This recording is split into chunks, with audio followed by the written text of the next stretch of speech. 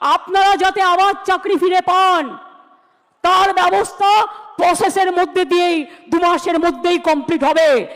এই প্রসেস 3 মাসের মধ্যে সম্ভব নয়। এই 3 মাসের মধ্যে করতে গেলে আবার দুর্নীতির আশ্রয় নিতে হবে। তাহলে একটা আইসোলেটেড ঘটনা নয়, একটা কোনো ইন্ডিভিজুয়াল ঘটনা নয় যে এই 1-2 জনের চাকরি দুর্নীতির কারণে বাদ গেল। 26,000 প্রায় সংখ্যাটা, প্রায় 26,000-এর কাছাকাছি এই সংখ্যাটা। এর মধ্যে দুর্নীতিগ্রস্তগুলোকে যদি বাদও দেন না, তাও একটা বিপুল সংখ্যক, আমাদের হিসাবে প্রায় 18 থেকে 19,000 ক্যান্ডিডেট যারা যোগ্য ছিল।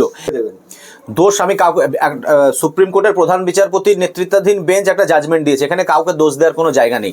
এবার পদ্ধতিগত ত্রুটি বিচ্যুতির কথা যদি আপনি বলেন তাহলে তো রাজ্য সরকারকেই দিতে হবে, কারণ দুর্নীতিটা তো হয়েছে রাজ্য সরকারের ছত্রছায়াতে। সুতরাং এখানে শুরু যেখানে সেখানেই দোষটা দিতে হবে। এখানে আমি আইনজীবী হিসাবে কারা কোন দিকে লড়েছে তাদেরকে ব্যক্তিগতভাবে কীভাবে দোষ দিতে পারি? তারা তাদের পক্ষ রেখেছেন, আমরা আমাদের পক্ষ রেখেছি। আজকে যে জাজমেন্ট হয়েছে, আমার মনে হয় না আইনজীবী হিসাবে কেউ খুশি, সে যে পক্ষেই থাকুক, সবারই একটা আঘাত লাগার মতো জাজমেন্ট। এটা নড়িয়ে দিয়েছে পুরো সিস্টেমটাকে। আজকের দিনে এর থেকে বড় কোনো খবর ভারতবর্ষে নেই যে এরকম করে, কারণ এত বিপুল সংখ্যক ভাবে হয়নি এর আগে কোনো দিন। এর আগে ত্রিপুরাতে হয়েছিল, এর আগে অন্য জায়গাতে হয়েছিল, কিন্তু এই ভলিউমে হয়নি।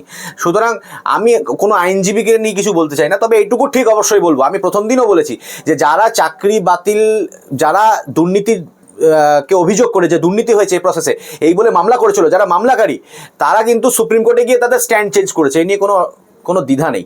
তারা সুপ্রিম কোর্ট গিয়ে বলেছে যে প্যানেল এক্সপায়ার করার পর একগাদা চাকরি হয়েছে, হোয়ার অ্যাজ মানে যেখানে দেখা যাচ্ছে যে তারাই তো প্যানেল এক্সপায়ার করার পরেই হাইকোর্টে মামলা করেছিল।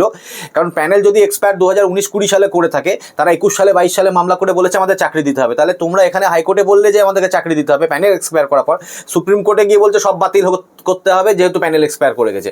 সুতরাং তারা তাদের স্ট্যান্ড এখানে হাইকোর্ট থেকে সুপ্রিম কোর্ট, দিল্লি, কলকাতা থেকে দিল্লি যেতে গিয়ে তারা তাদের স্ট্যান্ড চেঞ্জ করেছে। এটা দুর্ভাগ্যজনক। রিভিউ করলে দেখুন চিফ জাস্টিস রিটায়ার করে যাচ্ছেন। এবার জানি না রিভিউ করলে এর মধ্যে ডিফেক্ট কিওর করে সেই রিভিউ 1 মাসের মধ্যে শুনানি হবে কিনা। মাথায় রাখতে হবে যে মে মাসের সেকেন্ড উইকের পর থেকে গরমের ছুটি পড়ে যাবে, আর চিফও রিটায়ার করে যাচ্ছেন আর এক মাস হার্ডলি হয়তো। এবার রিভিউ করলে আদৌ চিফের কাছে হবে কিনা হিয়ারিং সেটা দেখতে হবে। এবার নতুন আমার মনে হয় দেখুন রিভিউ তো প্রথমে চেম্বারে হবে। এবার এটা একটা এমন মামলা, সেখানে এত বড় একটা ভলিউমের চাকরি বাতিল, সুতরাং যে জজই রিভিউ শুনুক, সে চিফ শুনুক, আর যে জজই পরবর্তী যে মাননীয় বিচারপতি আসবেন, মহামান্য বিচারপতি, তাকে এটা ইন কোর্ট শোনা উচিত আমার মতে। কারণ রিভিউ চেম্বারে গ্রহণযোগ্য হলে তবে সেটা কোর্টে শুনানি হয়। তো সেক্ষেত্রে আশাবাদী তো আমি বটেই, কারণ এখানে সুপ্রিম কোর্টই আমাদের পয়েন্ট দেখিয়ে দিয়েছে যে এখানটাতে যোগ্যদের বাঁচানো সম্ভব। 26,000 চাকরি বাতিলের যে রায় জাস্টিস দেবাংশু বসাকের নেতৃত্বাধীন ডিভিশন বেঞ্চ দিয়েছিল, আজকে সুপ্রিম কোর্টে সেই মামলার শুনানি অনেক আগেই কমপ্লিট হয়ে গেছিলো। আজকে তার জাজমেন্টটা হলো এবং সেই জাজমেন্টে মোটামুটি হাইকোর্টের ডিভিশন বেঞ্চের রায়টাকে সুপ্রিম কোর্ট বহাল রেখেছে। এবার কিছু মডিফিকেশান, অল্প কিছু মডিফিকেশান যেটা অনারেবল সুপ্রিম কোর্ট করেছে, সেটা হচ্ছে মেনলি এই প্রসেসের উপরে যে যারা ফিজিক্যালি চ্যালেঞ্জড বা বিশেষভাবে সক্ষম, তাদের এই নতুন সিলেকশন প্রসেস যেটা হবে, সেই সিলেকশন প্রসেস কমপ্লিট না হওয়া পর্যন্ত তাদেরকে তাদের স্যালারি কন্টিনিউ করবে। এইটুকুই খালি মোটের ওপর বলা, যেটা যে পরিবর্তন যেটা ডিভিশন বেঞ্চে জাজমেন্টে করেছে সুপ্রিম কোর্ট, সেটাই। এবার যেটা সুপ্রিম কোর্ট আজকে বললেন, সুপ্রিম কোর্ট বললেন যে এটাই, যে পুরো প্রসেসটা বাতিল।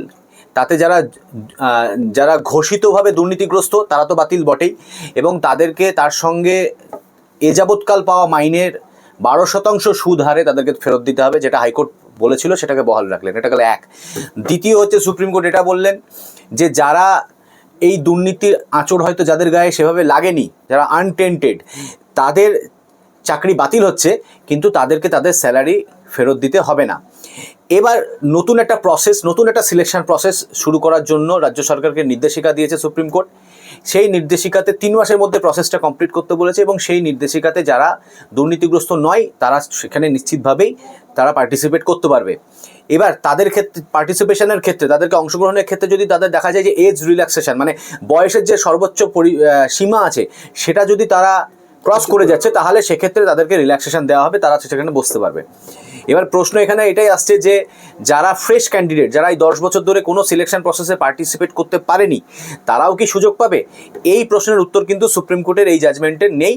আমার ধারণা, যদি রাজ্য সরকার নতুন করে কোনো প্রসেস ইনিশিয়েট করে, রিক্রুটমেন্ট প্রসেস শুরু করে, তাহলে ফ্রেশ ক্যান্ডিডেট যারা, তারাও সেখানে সুযোগ পাবে। এবং সেক্ষেত্রে হয়তো নতুন করে ভ্যাকেন্সি, কারণ এই 10টা বছর, প্রায় 15-16 সাল থেকে এটা চলছে, 2025-এ এসে এর মধ্যে কোনো রিক্রুটমেন্ট কিন্তু স্কুল সার্ভিস কমিশনের তরফে এই 9, 10, 11, 12 গ্রুপ সি গ্রুপ ডিতে হয়নি, সুতরাং একটা বিপুল ভ্যাকেন্সি এর মধ্যে ক্রিয়েট হয়েছে। প্লাস এই ভ্যাকেন্সিটা যেটা প্রায় 26,000, 25,773, এই দুটোকে যদি কম্বাইন করা যায় তাহলে একটা ভালো সংখ্যক ভ্যাকেন্সি হবে। কিন্তু আমরা যেটা চেয়েছিলাম, আমরা এখানে নট কল ফর ভেরিফিকেশন ক্যান্ডিডেটদের জন্য আমরা সুপ্রিম কোর্টে আর্গু করেছিলাম, আমরা চেয়েছিলাম শুধুমাত্র দুর্নীতিগ্রস্তদের চাকরিটা বাতিল হোক এবং যাদের গায়ে দুর্নীতি ছোঁয়া নেই, যেমনটা সুপ্রিম কোর্ট বলল, তাদেরকে এই যাত্রায় এইখান থেকে তাদেরকে রক্ষা করা হোক। কারণ হচ্ছে মানে পাশাপাশি দুজন চাকরি পাচ্ছে, একজন দুর্নীতিগ্রস্ত, একজন দুর্নীতি দায়ে অভিযুক্ত, এই দুটোকে একই পাল্লায় বিচার করাটা আমাদের মতে ঠিক হয়নি, যেটা আমরা সুপ্রিম কোর্টে জানিয়েছিলাম। কিন্তু সবার উপরে সুপ্রিম কোর্টের রায় শিরোধার্য, সুপ্রিম কোর্ট যেহেতু বলেছে সেটাই বলবৎ হবে। এবার এর পক্ষে বিপক্ষে অনেক সমালোচনা হতে পারে, কিন্তু আমরা এই আজকের দিনে দাঁড়িয়ে এই রায়টাকে ধরে নিয়ে তারপরে কি করা যায় সেটার ব্যাপারে আমরা যারা যোগ্য তাদের চাকরিটা বহাল থাকুক, এবং আমরা এটাও চাইবো যে সেই যেটা অযোগ্যদের বাদ দিয়ে সেই জায়গাতে আমাদের মতো ক্যান্ডিডেট যারা দুর্নীতির কারণে চাকরি পায়নি তাদেরকে সেখানে চাকরি দেওয়া হোক। এই যে আপনি বললেন যে যারা দুর্নীতিগ্রস্ত তাদের 12% সুদ দিয়ে টাকা ফেরত দিতে হবে, আর যারা দুর্নীতিগ্রস্ত নয় তাদের দিতে হবে না, তাহলে এই জায়গাতে তো পরিষ্কার হয়ে যাচ্ছে যে কারা দুর্নীতিগ্রস্ত আর কারা দুর্নীতিগ্রস্ত নয়। তাহলে 26,000 সবাইকে চাকরি বাতিল করা কোন যুক্তিতে? খুবই লেজিটিমেট প্রশ্ন এটা। আমরা প্রথম থেকেই আমাদের মাথাতেও এরকমইটাই আসছে যে সুপ্রিম কোর্ট যখন এরকম বলছে যে যারা দুর্নীতিগ্রস্ত তাদেরকে তার টাকা মাইনেটা ফেরত দিতে হবে 12% ইন্টারেস্টে, কিন্তু যারা দুর্নীতিগ্রস্ত নয় তারা নতুন সিলেকশন প্রসেসে বসার সুযোগও পাবে, আবার তাদেরকে মাইনেও ফেরত দিতে হবে না। তাহলে এখানে অটোমেটিক্যালি একটা সেগ্রিগেশন হয়ে যাচ্ছে, এটা আপনি ঠিক বলেছেন। এবার এখানটাতে এই সংখ্যাটা নিয়ে বিভিন্ন এজেন্সি যারা সিবিআই তদন্ত করেছে, সিবিআই, স্কুল সার্ভিস কমিশন যারা এই পুরো রিক্রুটমেন্টটাকে কমপ্লিট মানে প্রসেস করেছে, বোর্ড অফ সেকেন্ডারি এডুকেশন যারা অ্যাপয়েন্টমেন্ট লেটারগুলো ইস্যু করেছিল স্কুল সার্ভিস কমিশনের রেকমেন্ডেশনে, এদের মধ্যে একটা বৈপরীত্য দেখা যাচ্ছে, মানে বিভিন্ন জন বিভিন্ন রকম সংখ্যার কথা বলছে।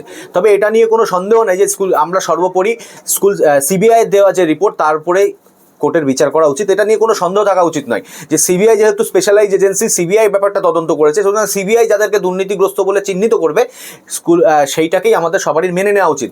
সেক্ষেত্রে তাদেরকে যেহেতু সেইগুলোকে আবার সাবক্যাটেগরাইজ করেছে সুপ্রিম কোর্ট এবং হাইকোর্ট বলেছে যারা ওএমআর মানে খালি খাতা জমা দিয়েছে, যাদের স্কোর আসলে কম ছিল কিন্তু পরবর্তীকালে স্কুল সার্ভিস কমিশনের ওয়েবসাইটে তাদের স্কোর বাড়ানো হয়েছে, যারা প্যানেল এক্সপায়ার করার পর চাকরি পেয়েছে এবং যারা প্যানেলে ছিলই না তাও চাকরি পেয়েছে, এই 4টে ক্যাটাগরি ভিত্তিক ক্যান্ডিডেটদেরকে মাইনে ফেরত দিতে হবে 12% ইন্টারেস্টে এই যাবৎকাল, এই 5.5 বছর ধরে যারা পেয়েছে তারা। তাহলে এদেরকে যখন চিহ্নিত করা যাচ্ছে, আমাদের বক্তব্য এটাই ছিল এদেরকেই শুধুমাত্র বাদ দেওয়া হোক, এই জায়গায় নতুন ক্যান্ডিডেটদেরকে রিক্রুট করা হোক। তো এইখানটাতেই আমাদের একটা রিভিউয়ের একটা ওয়ান অফ দ্য পয়েন্ট এটা যে সুপ্রিম কোর্ট যখন এটা বললো তাহলে কেন যোগ্যদেরকে সেই জায়গা থেকে বাঁচানো গেল না? কারণ এইটা সুপ্রিম কোর্ট বলছে, তার পাশাপাশি সুপ্রিম কোর্ট এটাও বলছে যে এখানে যোগ্য অযোগ্য আলাদা করা যাচ্ছে না।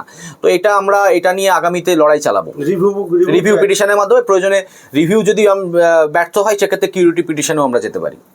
আমাদের এখানে আইনজীবীদের হিসেবে তো আমাদের কোনো ব্যক্তিগত ইচ্ছা অনিচ্ছার ব্যাপার থাকে না। আমরা বলা হয় যে আমরা প্রফেশনাল ওয়েতে দেখব, কিন্তু সব ক্ষেত্রে তো দেখা যায় না এরকম।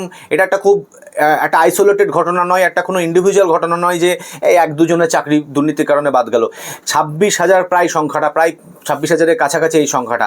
এর মধ্যে দুর্নীতিগ্রস্তগুলোকে যদি বাদও দেন না তাও একটা বিপুল সংখ্যক, আমাদের হিসাবে প্রায় 18 থেকে 19,000 ক্যান্ডিডেট যারা যোগ্য ছিল, তো তাদের বাদ যাওয়াটা তো অনভিপ্রেত, কোনোভাবেই তাদের বাদ যাওয়াটাকে আমরাও মেনে নিতে পারছি না। এটা খুবই দুর্ভাগ্যজনক এবং স্কুলগুলোতে পঠনের ব্যবস্থা ভেঙে পড়বে এর ফলে। কারণ এই যে 3 মাসের মধ্যে কোনোদিন একটা রিক্রুটমেন্ট প্রসেস কমপ্লিট করা সম্ভব, তাহলে স্বাভাবিকভাবে রাজ্য সরকারকে এর এক্সটেনশন চাইতে হবে যে আপনি সময় দিন আরও আমরা প্রসেস। একটা অ্যাডভার্টাইজমেন্টকে কার্যকর করতে তো 3 মাস চলে যায়, সেখানে প্রসেস ইনিশিয়েট করে তাকে রিটেন এক্সামিনেশন হবে, ইন্টারভিউ হবে, রিটেনের রেজাল্ট হবে, ইন্টারভিউ হবে, ডকুমেন্টস ভেরিফিকেশন হবে। এই প্রসেস 3 মাসের মধ্যে সম্ভব নয়। 3 মাসের মধ্যে করতে গেলে আবার দুর্নীতির আশ্রয় নিতে হবে তাহলে। সুতরাং এটা করতে গিয়ে যে সময়টা লাগবে তার ফলে তো স্কুলগুলো সাফার করবে। এবার সুপ্রিম কোর্ট রিলিফ শুধুমাত্র তাদেরকে দিয়েছে যারা অন্য চাকরি ছেড়ে এই চাকরিতে এসেছিল। দেখা গেল এই চাকরি জয়েন করার আগে কোনো একটা অন্য দপ্তরে চাকরি করতো, তাদেরকে বলেছে তোমরা 3 মাসের মধ্যে সেখানে ফিরে যেতে পারো, শুধু তাদেরকে রিলিফ, বাকি যাদের জন্য কোনো রিলিফ নেই।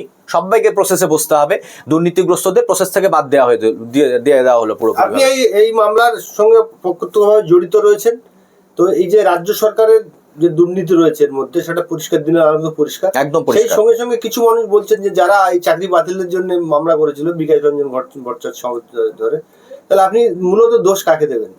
দোষ আমি কাউকে সুপ্রিম কোর্টের প্রধান বিচারপতির নেতৃত্বাধীন বেঞ্চ একটা জাজমেন্ট দিয়েছে, এখানে কাউকে দোষ দেওয়ার কোনো জায়গা নেই। এবার পদ্ধতিগত ত্রুটি বিচ্যুতির কথা যদি আপনি বলেন তাহলে তো রাজ্য সরকারকেই দিতে হবে, কারণ দুর্নীতিটা তো হয়েছে রাজ্য সরকারের ছত্রছায়াতে। সুতরাং এখানে শুরু যেখানে সেখানেই দোষটা দিতে হবে। এখানে আমি আইনজীবী হিসাবে কারা কোন দিকে লড়েছে তাদেরকে ব্যক্তিগতভাবে কিভাবে দোষ দিতে পারি? তারা তাদের পক্ষ রেখেছেন, আমরা আমাদের পক্ষ রেখেছি। আজকে যে জাজমেন্ট হয়েছে আমার মনে হয় না আইনজীবী হিসাবে কেউ খুশি, সে যে পক্ষেই থাকুক সবারই একটা আঘাত লাগার মতো জাজমেন্ট, এটা নড়িয়ে দিয়েছে পুরো সিস্টেমটাকে।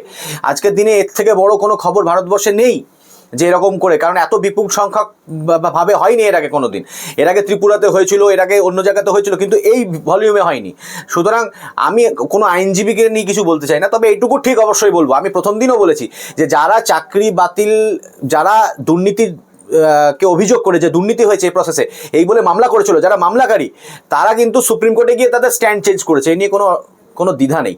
তারা সুপ্রিম কোর্ট গিয়ে বলেছে যে প্যানেল এক্সপায়ার করার পর একগাদা চাকরি হয়েছে, হোয়ার অ্যাজ মানে যেখানে দেখা যাচ্ছে যে তারাই তো প্যানেল এক্সপায়ার করার পরেই হাইকোর্টে মামলা করেছিল। কারণ প্যানেল যদি এক্সপায়ার 2019-20 সালে করে থাকে, তারা 21 সালে 22 সালে মামলা করে বলেছে আমাদের চাকরি দিতে হবে। তাহলে তোমরা এখানে হাইকোর্টে বললে যে আমাদেরকে চাকরি দিতে হবে প্যানেল এক্সপায়ার করার পর, সুপ্রিম কোর্টে গিয়ে বলছে সব বাতিল করতে হবে যেহেতু প্যানেল এক্সপায়ার করে গেছে। সুতরাং তারা তাদের স্ট্যান্ড এখানে হাইকোর্ট থেকে সুপ্রিম কোর্ট, দিল্লি, কলকাতা থেকে দিল্লি যেতে গিয়ে তারা তাদের স্ট্যান্ড চেঞ্জ করেছে। এটা দুর্ভাগ্যজনক। তাদের স্ট্যান্ড চেঞ্জ করা যদি না হতো তাহলে আজকের ফলাফল অন্যরকম হতেও পারত। তারা নিজেদের চাকরির কথা কোনো সময় সুপ্রিম কোর্টে বলেছে বলে আমি অন্তত পক্ষেই শুনানিতে শুনিনি। রিভিউ করলে কতটা আশা করছেন? রিভিউ করলে দেখুন, চিফ জাস্টিস রিটায়ার করে যাচ্ছেন, এবার জানি না রিভিউ করলে এর মধ্যে ডিফেক্ট কিওর করে সেই রিভিউ 1 মাসের মধ্যে শুনানি হবে কিনা। মাথায় রাখতে হবে যে মে মাসের সেকেন্ড উইকের পর থেকে গরমের ছুটি পড়ে যাবে, আর চিফও রিটায়ার করে যাচ্ছেন, আর এক মাস হার্ডলি হয়তো। এবার রিভিউ করলে আদৌ চিফের কাছে হবে কিনা সেটা দেখতে হবে। এবার নতুন আমার মনে হয় দেখুন, রিভিউ তো প্রথমে চেম্বারে হবে। এবার এটা একটা এমন মামলা, সেখানে এত বড় একটা ভলিউমের চাকরি বাতিল, সুতরাং যে জজই রিভিউ শুনুক, সে চিফ শুনুক আর যে জজই পরবর্তী যে মাননীয় বিচারপতি আসবেন, মহামান্য বিচারপতি, তাকে এটা ইন কোর্ট শোনা উচিত আমার মতে। কারণ রিভিউ চেম্বারে গ্রহণযোগ্য হলে তবেই সেটা কোর্টের শুনানি হয়। তো সেক্ষেত্রে আশাবাদী তো আমি বটেই, কারণ এখানে সুপ্রিম কোর্টই আমাদের পয়েন্ট দেখিয়ে দিয়েছে যে এখানটাতে যোগ্যদের বাঁচানো সম্ভব।